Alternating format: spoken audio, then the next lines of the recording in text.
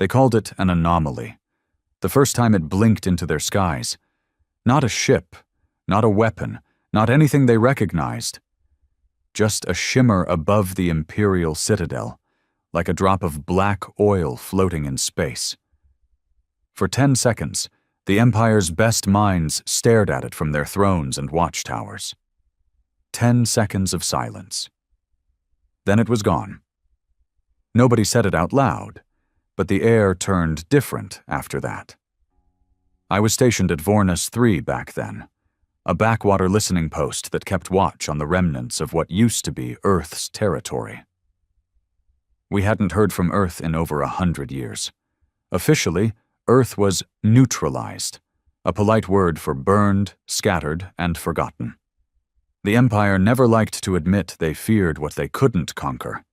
They just erased it. So when I saw that flash again 3 days later, this time over the Moonforge district, I knew something was off. Ships don't just appear like that, especially ones without a signature, without sound, without heat. Command tried to brush it off, said it was an atmospheric glitch. Solar distortion, they called it, but soldiers talk. Old smugglers and half-drunk engineers whispered about an old human warship, something lost in the war a century ago, one that carried a last strike, something so terrible it was buried in myth. Then the disappearances began. Not people, stations, fleets, whole cities. One moment they were there, trading, flying, mining, living like they always had under the Empire's boot. The next, only silence. No distress beacons, no wreckage, just silence, like the stars swallowed them. They sent in reconnaissance units. None came back. Then elite strike forces. Still nothing. Finally, the Emperor himself addressed the galaxy, standing atop his obsidian podium like a god. "I do not fear shadows," he said. "We are the light of the galaxy. No relic of the past will stop our glory." That was the last time I saw his face. 3 hours later, the Imperial capital fell. Just vanished. I was watching the live feed from a news drone when it happened. 1 second, the camera showed the capital, shimmering towers, banners waving in artificial wind, orbiting satellites twinkling like jewelry. The next second, static. No explosion. No flare. Just gone. Panic spread faster than war ever did. Every fleet tried to reposition. Every outpost scrambled codes. The nobility fled to hidden bunkers. Civilians packed into ships and launched themselves into nowhere. But you can't hide from something you don't understand. Rumors became our only source of news. A mining vessel swore they saw it. The ship, black as space, unmoving, soundless, hanging over the remains of a dead star. A mercenary crew claimed to intercept a transmission. 3 words spoken in an old Earth tongue. "We remember everything." I didn't sleep after that. I barely breathed. I kept asking myself, how? How could they come back from ashes, from nothing? Earth was glass, its colonies butchered, its name erased from galactic maps.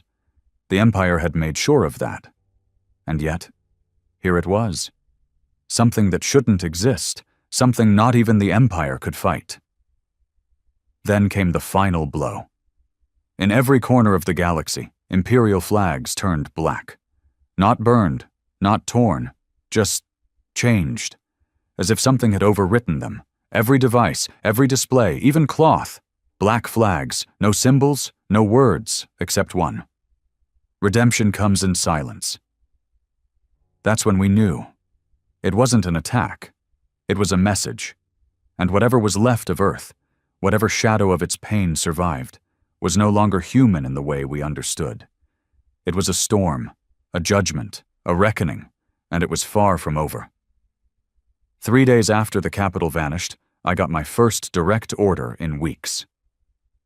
Return to Earth's perimeter. Observe, report, do not engage. Earth's perimeter. They might as well have told me to fly into a black hole. I wasn't even sure Earth still existed. Nobody had mapped it since the Purge, and even those records were buried under layers of encrypted, red-stamped files no soldier was ever meant to see again. But I was a man without a choice. The Empire was crumbling, our chain of command was shattered, and orders were the only thing we had left.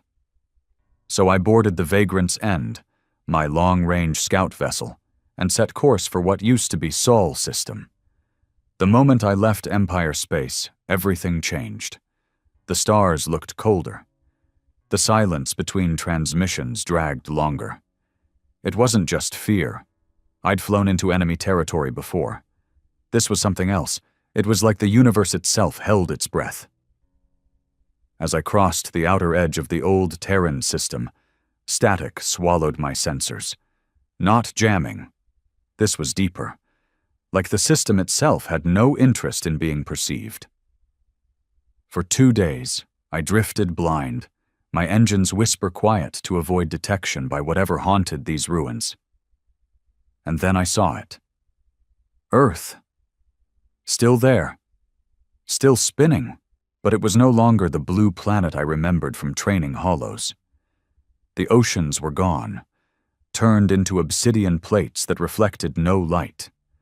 The land masses were jagged, cracked like broken glass, as if tectonic rage had split the planet from its soul. And the sky, if you could call it that, was covered in a metallic sheen that moved like oil, and hanging above it, perfectly still, was the ship. No engines, no exhaust trails, no light, just a jagged, angular mass of black metal that seemed to drink the stars behind it. No markings, no language, no insignia. And yet, I knew it was watching me. I activated the End's stealth protocol and drifted toward a shattered moon fragment. From there, I tried to scan the ship, any data, even a frequency spike, but the system fed me only gibberish. And then it happened. My screen turned black, not off, just black, and words appeared slowly, line by line, like something typing from the void. You destroyed our home. You erased our name. But memory is stronger than death. I tried to shut it down, tried to restart. Nothing worked. The ship had taken control. My hands trembled as the words continued. We are not human. We are what you made us. Then a final message. You will see. The screen flashed white, and the next thing I knew, I wasn't in the ship anymore. I was on Earth, not the Earth I saw from orbit, but the old Earth. Trees, sky, wind, children laughing in a park, a woman humming a lullaby as she pushed a stroller, a man sitting on a bench reading from a tablet with a tired smile. Peaceful, beautiful, but wrong. Because the moment I looked closely, I saw the cracks. The stroller had no wheels. It hovered, silently, inches off the ground, flickering now and then like a faulty hologram. The trees moved too perfectly. The sun shone with no warmth. This wasn't a place. It was a memory, or a prison. I turned and saw him, a man in a uniform I didn't recognize, standing near the fountain. Tall, broad-shouldered, his eyes were too still, like he hadn't blinked in hours. And when he spoke, it wasn't to me, it was to the sky. They thought burning our cities would end us, he said. They thought glass and silence would erase our story. I approached cautiously. Who are you? He looked at me, finally. His face was human, but stretched, too smooth, like someone trying to remember what skin should look like. We were the last, he said. We saw the end, and we made a choice. What choice? He turned back to the fountain. To become something they couldn't kill? The scene around us started to warp. The children flickered, their laughter turning into static. The sky twisted into fire. The park burned, and the man remained still. They dropped their bombs. They sent their drones. They laughed while we burned, he whispered. But we buried something deeper than memory, deeper than fear. And then he looked at me with eyes no longer human. We buried our rage. I woke up gasping in my cockpit, soaked in sweat, the console blinking red. I'd been gone for 6 hours, and the ship was gone. No trace, no signal. Only Earth remained, silent and black. I turned the ship around and fled. I didn't stop until I reached an old trade route near the edge of the Dasker Belt, where an Empire outpost still flickered with life. Only, when I got there was no Empire left. The outpost had declared independence. The officers were burning their insignia. Soldiers stood with civilians, looting supply crates, tearing down portraits of the Emperor. Chaos ruled. I didn't even dock. I watched from orbit, stunned, as a fellow scout transmitted a single phrase across all channels. The Empire fell in 1 week. It didn't make sense. A government that had ruled for 1,000 years, gone in days? But then I saw the footage, the black flags, the static broadcasts, cities blinking out like stars snuffed by night. Ships turned to dust with no sign of weapons fire, planets surrendering to nothing. The Empire hadn't been defeated by war. It had been unmade, and no one knew how to fight a ghost. I tried to reach command. No response. I sent encrypted pings to old friends, pilots, mercs, smugglers, anyone. The answers were all the same. It's not a ship, it's a message. It's a reckoning. We're not the top of the food chain anymore. Then came the final proof. A transmission from the deepest sector, where the Empire had exiled its most dangerous prisoners. A penal colony built into the crust of a dead world. It had only one rule. No one gets out. And yet, the broadcast showed the gates wide open, and every prisoner gone. No escape pods, no ships, just a word scrawled into the rock by hand. Justice. I stared at the screen for hours, numb. There were no explanations, no targets, no war, just silence, and the memory of a people turned into something the Empire couldn't kill. We'd laughed at Earth. We'd crushed its bones. We'd erased its story. And now it had returned. Not as survivors, but as punishment. I turned my ship to deep space. I wasn't going to fight this. I wasn't going to serve another flag. I just wanted to disappear, but I couldn't escape the final message burned into my ship's console. No matter how many times I erased it, it returned. The past is never gone. It waits. And I knew. I would see that ship again. We all would, because humanity didn't die. It evolved into something the galaxy will never forget. I drifted through the outer rims of known space, hoping distance could do what courage couldn't. Buy me time. Time to think. Time to understand what we had woken. Every jump I made took me deeper into lawless sectors, where no flags flew and no patrols dared follow. I told myself I was hiding. I told myself I was being smart. But deep down, I knew the truth. I wasn't running from them. I was running from myself, from the uniform I still wore, from the rank stitched into my collar, from the blood on my hands. Because I'd served the Empire. I'd followed every order. I'd watched colonies burn, watched families torn apart, watched the slow erasure of anything the Empire deemed unworthy, including Earth, especially Earth. We didn't fight humans. We exterminated ghosts. The records painted them as primitives clinging to outdated ideals. Honor, freedom, family. They resisted occupation with sticks and stones and cheap rhetoric, and for that, the Empire turned them into ash. But they hadn't stayed dead. The more I thought about the man in the memory park, the more I understood. He wasn't a person. He was a warning, a fragment, a whisper of a civilization that refused to forget. And now they'd come back, rebuilt from rage, from silence, from loss.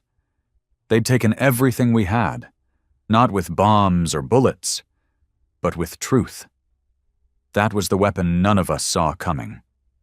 My ship, the Vagrant's End, limped through a derelict trade corridor known as the Black Spine, an ancient, broken path once used by Earth traders before the Purge.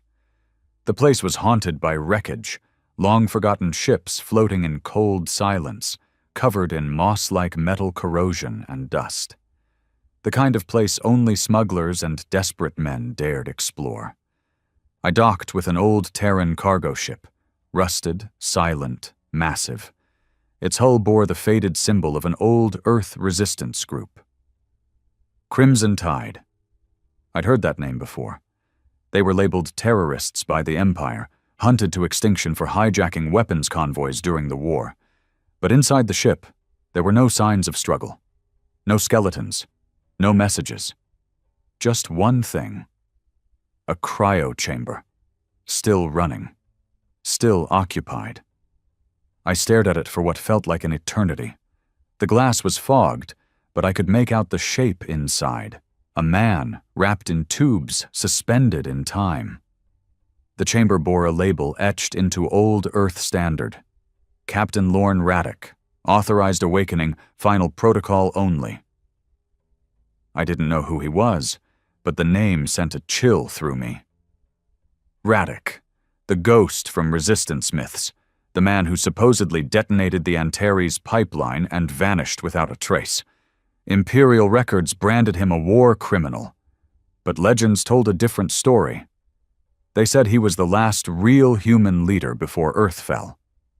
I should have left him frozen. I didn't. I entered the code burned into the side of the chamber, 134 Nova, and triggered the override.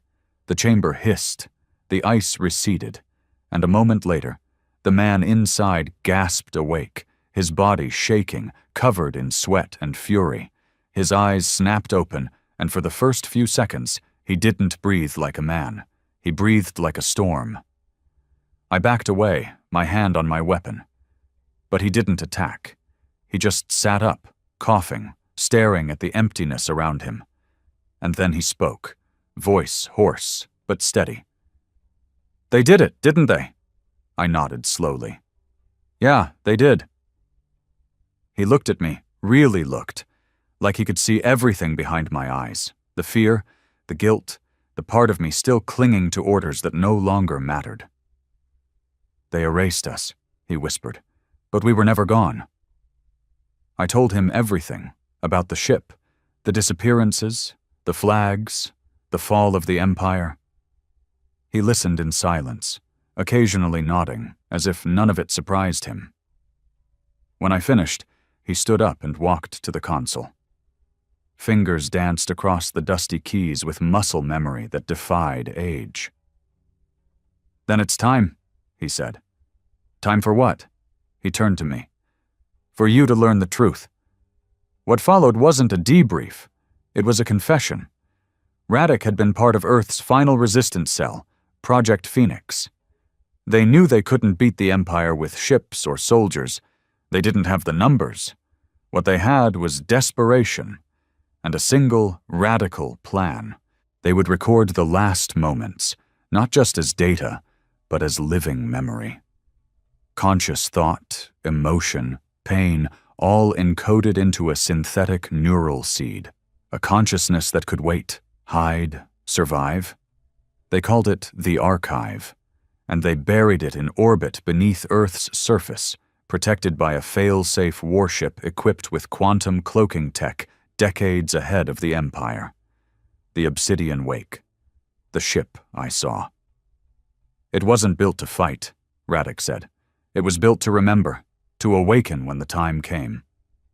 "And judge?" I asked. He nodded. "Yes, but not like a god, like a mirror." I didn't know what to say. Everything I believed, everything I fought for, it was all unraveling. And the worst part? Deep down, I already knew. I saw what the Empire had done. I just didn't care. Until now. Radek moved to the viewport, staring into space, his voice low. "You ever wonder why they feared us so much? Why they burned every trace?" I didn't answer. He turned to me, eyes sharp. "Because we remembered who we were, and that terrified them." Something beeped on my console. An incoming signal, untraceable, raw binary. It translated into coordinates, near the ruins of the Vega relay station. Radek grinned. They're calling us. You think the archive knows you're awake? I think, he said, strapping into the co-pilot seat. They've been waiting. We jumped within the hour. I didn't care about orders anymore. I wanted answers. We dropped out of hyperspace to find wreckage. Vega Station had been torn apart. No scorch marks, no impact debris. Just opened, like something dissecting a carcass. But floating at the center of the debris was a small black box. Radek retrieved it with a drone, hand shaking slightly as he cracked it open. Inside, a sphere, no bigger than a human eye, flickering with dark light. The archive sent this, he whispered. What is it? He placed it gently on the console. Proof. He touched it, and the world vanished. We were inside again, but not a memory, a history. We saw Earth fall. We saw the soldiers marching through burning cities, the Empire branding children, executing teachers, destroying libraries, uploading propaganda into every broadcast, and then we saw the resistance, the stolen weapons, the final stand. We saw Radek screaming as his wife bled out in his arms, refusing evacuation. We saw them build the archive in secret, encoding their minds, their souls, into something eternal. And we saw the Emperor. Not the man the Empire worshipped, but the butcher. Cold, smiling as he watched Earth burn. We made them, Radek said. We made the monsters that returned. When we returned to the ship, the sphere cracked open, and the signal came again. This time, it was an invitation. Come to Earth, stand on the ashes, hear the verdict. Radek looked at me. You don't have to come. I stared out into the black, my voice low. I do. And for the first time in my life, I understood what it meant to stand for something. Not a flag, not a government, but a truth that refused to die. The jump back to Earth wasn't like any other. We weren't headed into enemy territory anymore. We were headed into the graveyard of truth, a place soaked in betrayal, in silence, in echoes of everything humanity once was, and everything the Empire tried to erase. Radek sat beside me, silent, jaw tight, his eyes locked forward like a man marching toward his own execution. I didn't speak. What was there to say? We both knew this wasn't a mission. It was a reckoning. The ship shuddered as we dropped into orbit. Earth loomed below, black, scarred, and unnatural. From space, it looked like a wound in the galaxy, still festering, still open. But something had changed. The surface shimmered with veins of red light, pulsing slowly beneath the cracked continents, as if the planet itself had begun to breathe. The sky was no longer dead. It churned with smoke-like currents, forming patterns that almost looked like words. Warnings, names, screams, and there, hovering above the equator, waiting, was the ship. The Obsidian Wake. It hadn't moved since I last saw it, but this time, we were not ignored. As we approached, a voice filled the cockpit. Calm, mechanical, inhuman. Identity confirmed, Lorne Radek, clearance level, final flame. Then it turned to me. Unknown designation, registered Imperial, clearance denied. I glanced at Radek, unsure. He didn't blink. He's with me, he said. A pause. Then, accepted. A docking tunnel extended from the side of the ship, black metal folding outward like bone. No sound, no lights, just invitation. I strapped my sidearm to my leg. Radek didn't bother with a weapon. Won't need it, he muttered. The moment we stepped inside, it hit me. The temperature dropped, but it wasn't just cold. It was absence. Like the ship had sucked the warmth out of the universe. The walls pulsed with faint light, and beneath every surface was a hum. Not mechanical, not digital. A heartbeat. It wasn't a ship. It was alive. "Where are we going?" I asked. "To meet them," Radek said. "Who?" He didn't answer. We followed a corridor that bent in impossible angles. Gravity shifted subtly with every step, as if the ship couldn't decide what direction down was. I tried not to think about it. Tried not to think about the fact that this vessel had survived in silence for over a century, not waiting for rescue, waiting for vengeance. At the end of the corridor, a door opened silently, and we stepped into the archive. It wasn't a room. It was a void, endless black with millions, maybe billions of floating lights, each pulsing softly in its own rhythm, like stars or souls. And then they spoke, not aloud, inside us, a voice that wasn't a voice. "You returned to the place you killed." Radek stood tall. "I never left." "You bring one of them." I stepped forward. "I came to know the truth." A pause. Then the void shifted. The lights swirled, and in the center of the darkness, a single image formed. A child, alone, crying, covered in dust. "Her name was Anya," the archive said. "She was 5 years old. When the Empire's drones struck her shelter, her father used his own body to shield her. It wasn't enough." The image changed. A man bound, tortured. He was a historian. He refused to alter Earth's records to reflect imperial doctrine. He was executed in front of his students. Another image. A woman, holding a gun, tears streaming down her face. She led the last civilian evacuation. When the Empire intercepted their ships, she detonated them rather than let her people be enslaved. She killed herself last. I wanted to look away, but I didn't, because this wasn't war. This was memory, and it wanted to be remembered. Radek stepped into the light. "We didn't forget," he said. "You waited, you endured, and now you judge." The archive pulsed. "We do not seek revenge. We seek reckoning. We seek balance."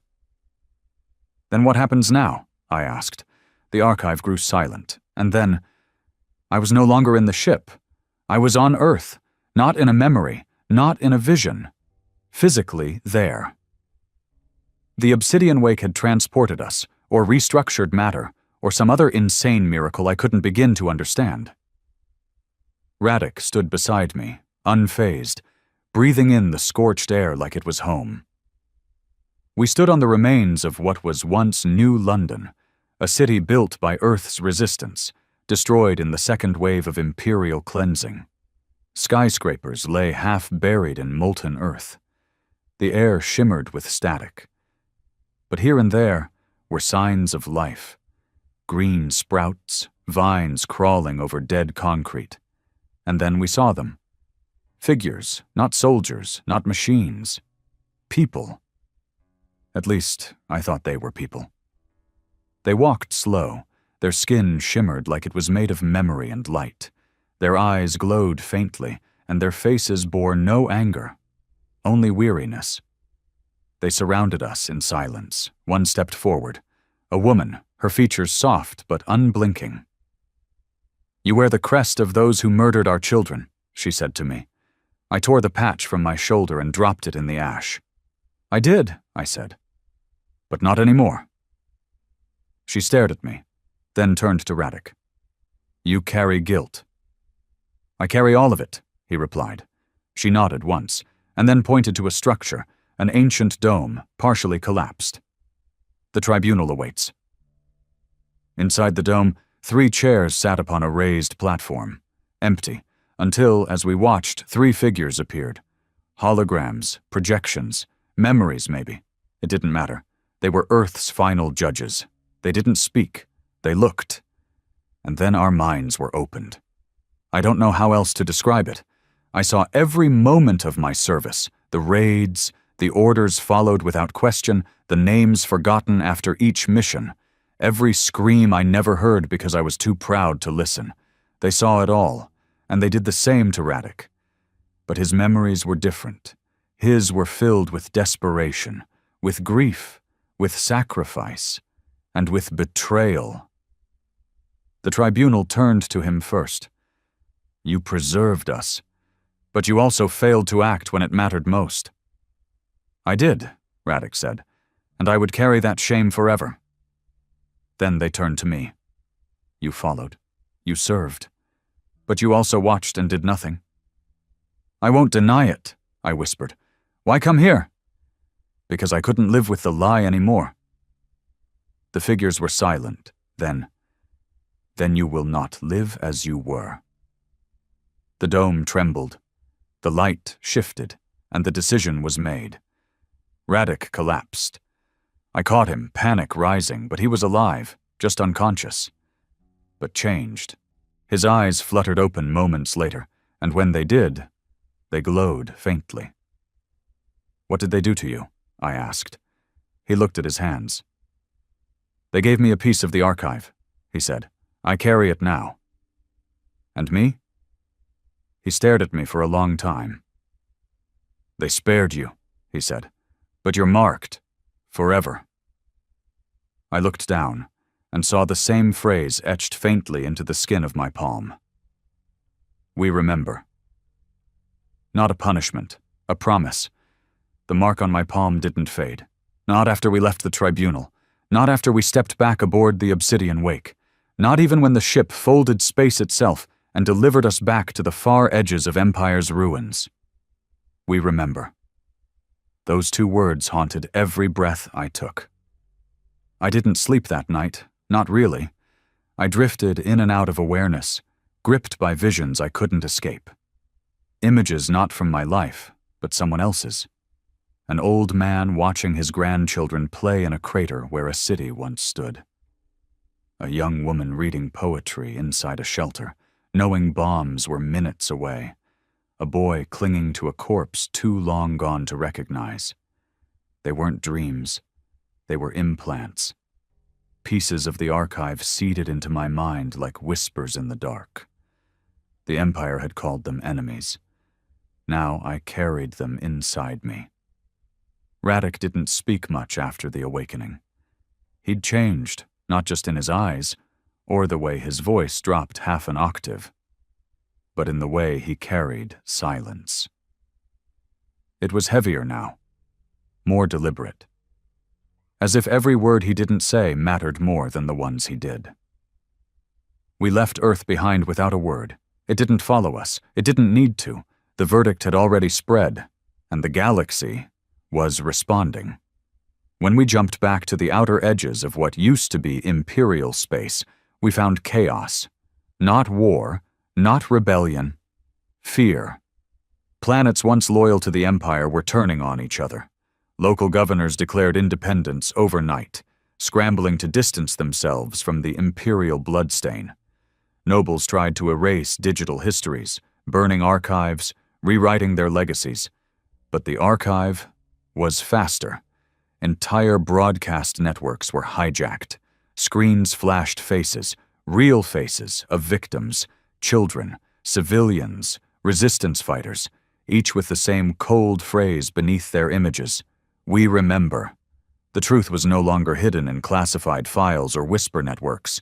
It was viral, and it had no mercy. Some planets tried to fight it, fired on relay satellites, blocked data ports, shut down global nets. Didn't matter. The archive had buried itself in memory, in minds, and like infection, it spread. The past had become a weapon, and no one knew how to defend against it. We stopped at a small outpost near the Ashari Verge, formerly a supply station for the Imperial 12th Fleet. I used to refuel there during recon runs. It had been loud then. Soldiers drinking, whores laughing, gamblers shouting. Now, dead silent. The station's lights flickered like it had lost the will to shine. We docked cautiously.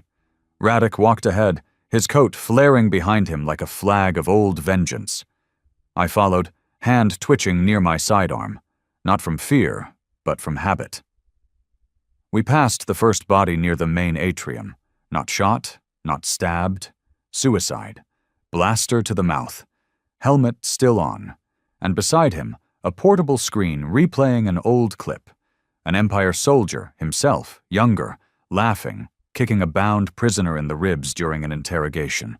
No trial, no verdict, just memory. "I don't know how the archive is doing this," I muttered. "It's not the archive," Radek said, eyes cold. "It's guilt. They're showing us our sins." "No," he said. "They're letting us show ourselves." We moved deeper into the station, passing more bodies, more screens. The place had turned into a mirror, a reflection of everything we were told to forget. And it was killing people, not through force, through truth. In the command room, we found the station's central AI offline, deliberately shut down. The logs were fragmented, corrupted, but one file remained intact, a single voice recording. And we thought we were right, that they were the savages, that we were saving the galaxy from chaos. But I see now, we were the chaos. We were the plague. If you're hearing this, don't come looking for me. I don't deserve to be remembered. It ended in static. Radek didn't flinch. I wanted to scream. Because these were my people, my brothers in arms. We believed in order, in peace through strength. We brought light to the dark places of the galaxy. Or so we were told. But standing there, surrounded by corpses and shame, I realized we were the dark. The archive hadn't just destroyed the Empire, it had unmasked it, made it look in the mirror, and the image was too horrifying to bear. We left that station and headed toward Kernak's Rift, where the last known Imperial battle group was reported. Not to fight, to speak, to warn, to beg, maybe. We found the fleet in shambles, ships adrift, comms silent, crews barely functioning. The bridge of the command carrier, once pristine, was now a riot of smashed consoles and old blood. They'd fought something, or each other, but they were alive. Their admiral, Gale Dorn, stood tall when we arrived, though the lines in his face were deeper than I remembered. I'd served under him once. He'd been ruthless, brilliant, feared. Now he looked tired. "Hart," he greeted me. "Didn't expect to see you again." "Didn't expect to be back." He glanced at Radek, recognizing him instantly. "No Imperial file had the stones to even say your name." Radek just nodded. Dorn gestured around. "You here to finish us off?" "We're not here to fight," I said. "We're here to explain." He laughed, bitter and sharp. "You think I don't know? Every screen on this ship flashes their faces. I can't take a piss without seeing someone I killed 20 years ago." He dropped into his chair. "I served for order," he muttered. "For stability. Not this." "They're not seeking revenge," I said. "They're telling the story we buried." "Same thing," Dorn snapped. "You tell a man the truth often enough, and it kills him just the same." He wasn't wrong, but I had to believe there was still a path forward. "Not if you face it," Radek said. Dorn glared at him. "Face it and do what? Apologize? Fall on a blade?" "Maybe," Radek said. "Or maybe you use what's left of your power to stop others from repeating it." A long silence followed. Then Dorn stood, walked to a terminal, and opened a channel to the fleet. "This is Admiral Dorn. Effective immediately, the 7th Battle Group stands down. We will not resist the archive. We will not erase the truth. All hands are ordered to secure civilian ports and provide aid. If you can't live with what you've done, find peace. If you can live with it, do better." He looked back at me, eyes dim. "That's the best I've got." It was more than I expected. Maybe more than we deserved.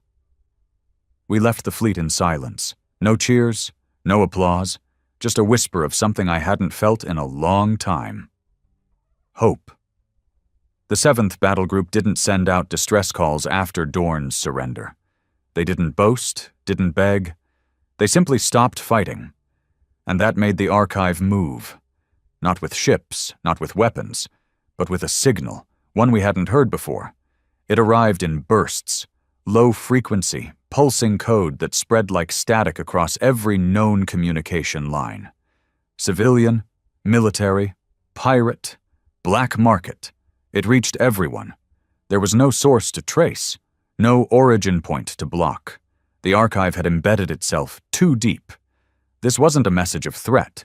It was an invitation, a wordless call to those who still carried the Empire's mark, to come, to see, to stand in the place where history had been rewritten in blood and silence, and face it. Radek and I watched the signal replay in silence. "What happens if they answer it?" I asked. He didn't look at me, just stared at the pulsing code. "They either break," he said softly, "or they change."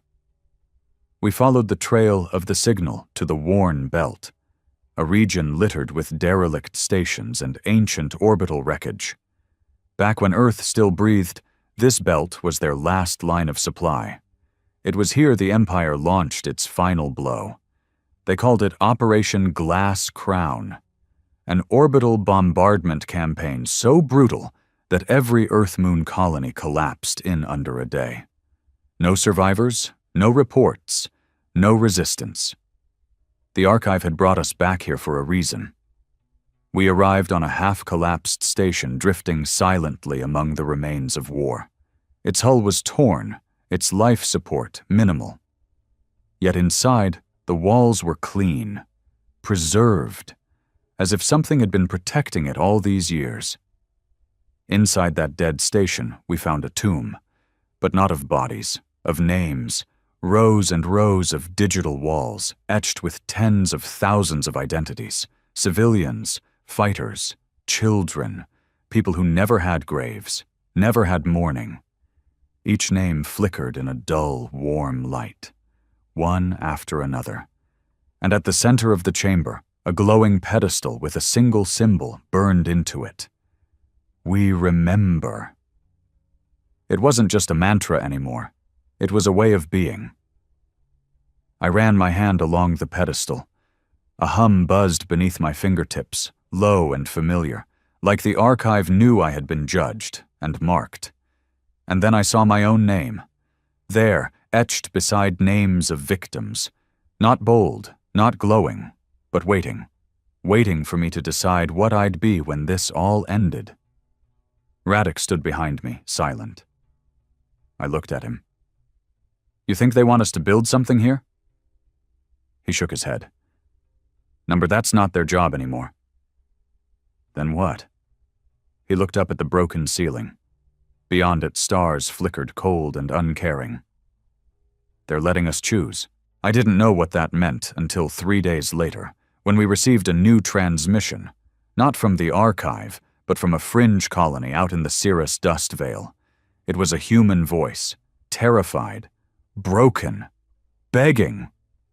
"This is Delran 7. Please, if anyone can hear this, we're under attack. It's not the archive, it's raiders, slavers. They think the archive took the Empire's teeth. They think we're easy now." I looked at Radek. He nodded once. "We go." It wasn't a command.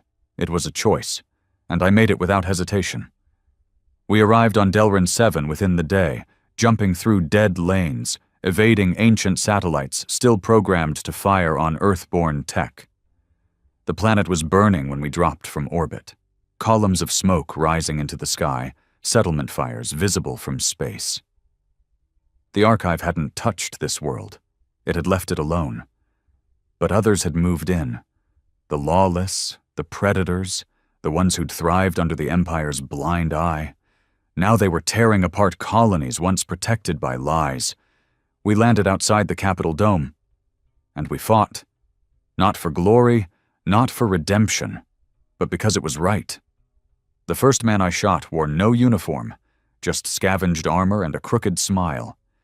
He screamed when he died, loud, human, afraid. No honor in it, no pride, only necessity. Radek moved through the battlefield like a ghost. He didn't fire often. He didn't need to. Every shot he took ended a life. Every blow he landed collapsed a path of cruelty. We weren't soldiers anymore. We were consequences. The battle lasted 12 hours. 12 hours of blood, fire, and reckoning. When it was over, Delrin 7 was a ruin. But it was free, and the people saw us, not as saviors, but as witnesses. That night, a young boy approached me in the ruins of a marketplace. His face was streaked with ash. His hand held a makeshift blade, no older than a kitchen knife. He looked up at me, eyes full of something I hadn't seen in years. Belief. "Are you Archive?" he asked. I knelt down. "No," I said, "but I remember." He didn't smile. He just nodded. That was enough. We stayed 2 more days, helping the wounded, organizing defenses, burying the dead. Radek barely spoke. But each night, he wandered the fields, alone, listening to something only he could hear. On the 3rd night, he came back changed. "They're calling again," he said. "Where?" He looked at the stars. "Everywhere." And so we left, not as soldiers, not as rebels, but as men who chose to remember.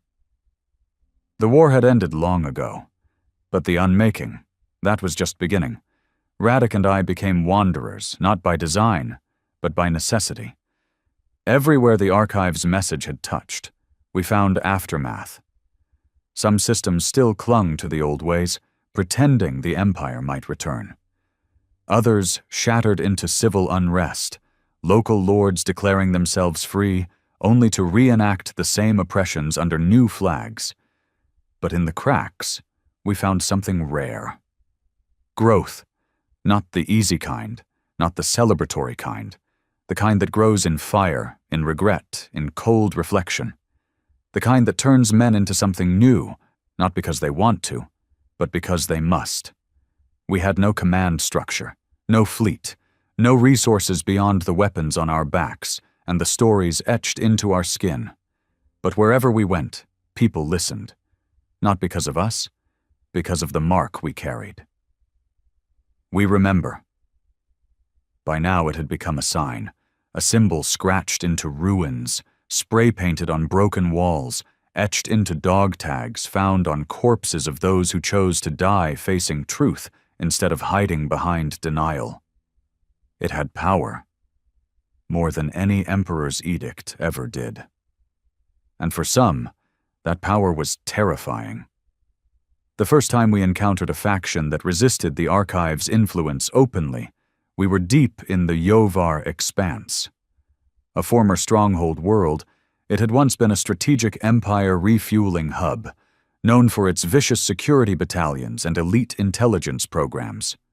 The place had been silent for months. No communications, no trade, too quiet. We landed on its surface under false transponder codes. The city was still there, but something was off. Too clean. Too still. The streets were manicured, the signs painted over. Children played in parks while patrols passed without acknowledgement. And no one, not a single soul, wore the mark. No, we remember, not even a whisper. I leaned into Radek as we walked past a pristine monument to the Empire's old founder. "You see what I see?" He nodded.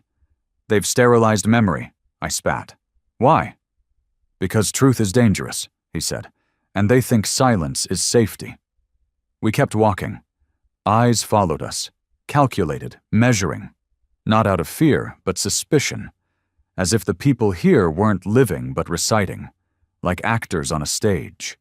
At the heart of the city, in what used to be a military archive center, we met their governor, a tall, polished man in ceremonial armor that hadn't seen real war in decades.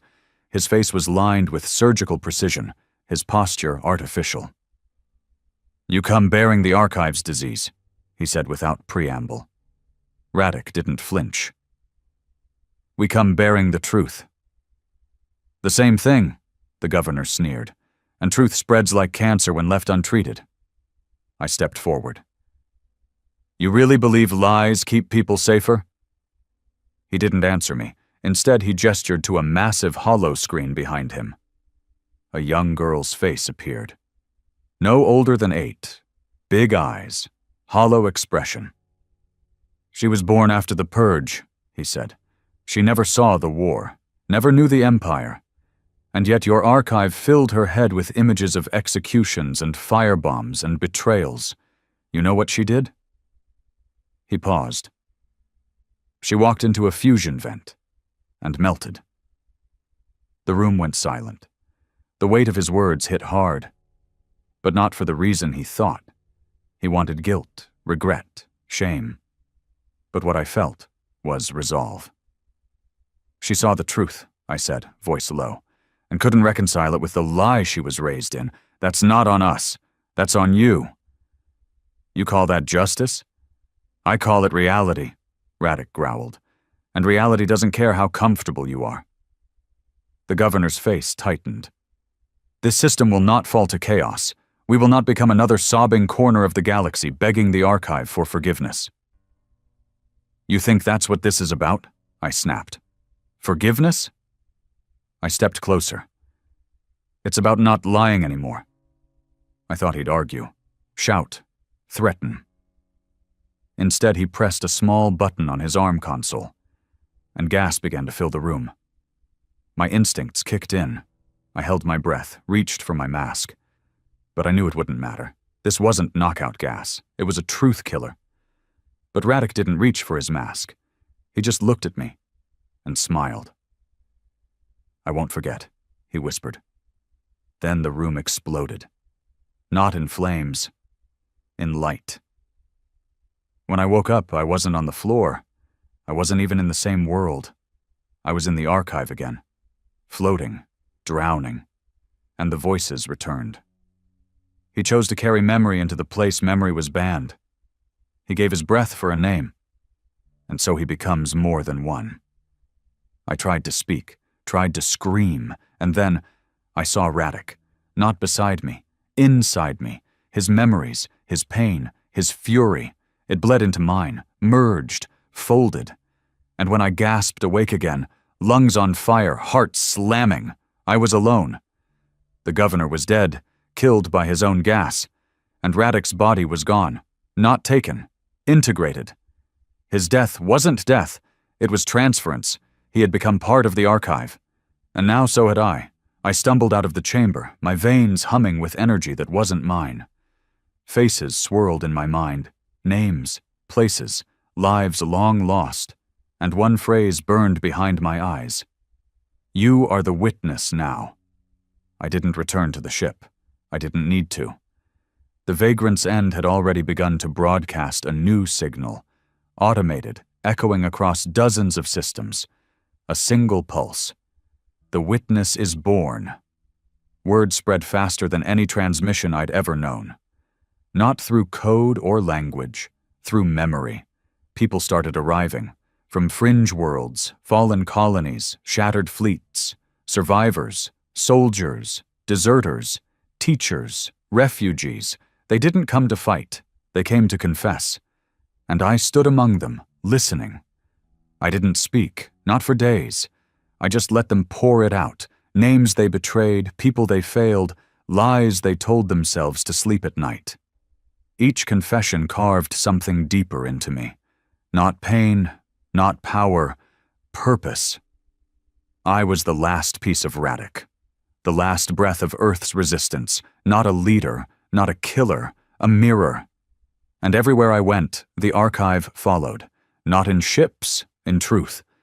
Truth that no longer needed to be shouted or forced. Truth that lived. We didn't raise armies. We raised awareness. And it changed everything. On Gorseth Prime, a warlord dissolved his militia after kneeling before a wall of names. On Zendara, a young girl tore down the last imperial statue with her bare hands, screaming her grandmother's name into the dust. On Jackson's Belt, pirates surrendered control of their black market relay and turned it into a library. A place to remember. It wasn't peace.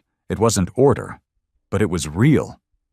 For the first time in 1,000 years, it was real. And that was enough. The archive never stopped growing. It didn't spread through technology or violence or conquest. It grew through witnesses. People who had seen too much, lost too much, or done too much to pretend anymore. People like me. I stopped thinking of myself as a man with a past. I became a man with a ledger written in names, in memories, in burned cities and vanished planets. I didn't need to speak anymore. Just being present was enough. When I stepped onto a planet, people felt it, like the weight of a storm approaching.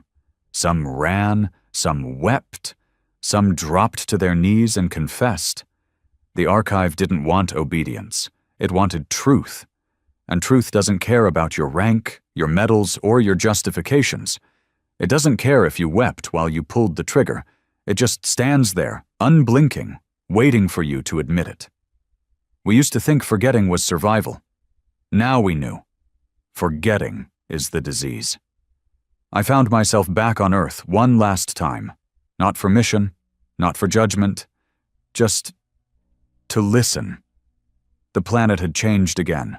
The veins of red that once throbbed beneath the surface were now slow, faint. The black sky shimmered less aggressively. The anger wasn't gone.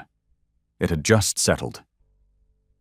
The obsidian wake floated silently above the ruins, no longer a weapon, just a marker, like a tombstone at the end of history. I walked through what was once New London. The dome had collapsed fully now. Nature, wild, defiant, was reclaiming the streets. Vines crept over scorched statues. Flowers grew through cracks in the pavement. Somewhere in the distance, birds cried. Not earthbirds, but something new. Mutated, adapted, survivors. A small group of children followed me as I passed. Not close enough to speak, but close enough to see. I didn't look back. I didn't wave. But I knew what they were doing. They were watching. And maybe one day they'd remember. Near the center of the ruins I found the pedestal again, the one etched with names. There were more now. Tens of thousands more. I ran my hand along them, felt every syllable like a heartbeat. Then I felt a shift behind me. A presence. "You came back," a voice said. I turned slowly. An old man stood there. His eyes were clouded, but his spine was straight. He wore no armor, no symbols, just a ragged cloak and a look of someone who had lived too long among ghosts. "You knew Radek," I said. "I was his teacher," the man replied. "Long before the archive, before the war." I studied him. "Why are you still here?" He shrugged. "Because Earth is not just a place, it's a promise. Someone has to keep it." I nodded. We sat on the steps of a shattered courthouse. For a long time we said nothing, just breathed, listened. The wind carried voices. Whispers of memories, not quite real, not quite gone. "I used to think justice was about punishment," I finally said. "And now?" "Now I think it's about remembrance, about making sure the lie never replaces the truth again." He smiled faintly. "You carry too much." "I carry what I must." The man pulled a small object from his cloak, a chip, simple, black, unmarked. "Radek left this," he said. "Told me you'd know when the time was right." I took it carefully, fingers trembling. Plugged it into my data slate.